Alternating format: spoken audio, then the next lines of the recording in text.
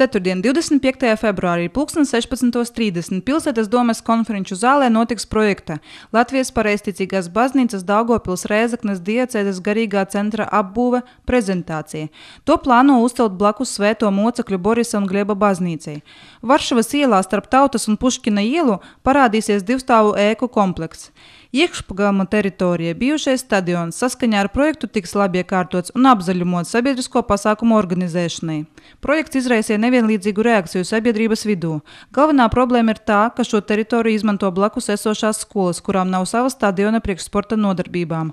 Kārtējā preses konferencē pilsētas priekšsēdētājs nomierināja žurnālistus un paziņoja, ka neatkarīgi no iedzīvotāju lēmuma bērni necietīs, un līdz tam momentam, kad sāksies garīgā centra būvniecība, visi jautājumi ar poļu skolai stadionu būs atrisināti.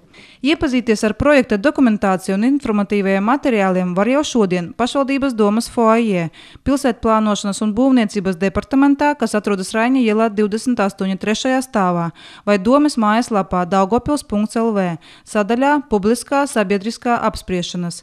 Garīgā centra Varšavas ielā būvniecības projekta sabiedriskā apspriešana turpināsies līdz 7. martam, ieskaitot.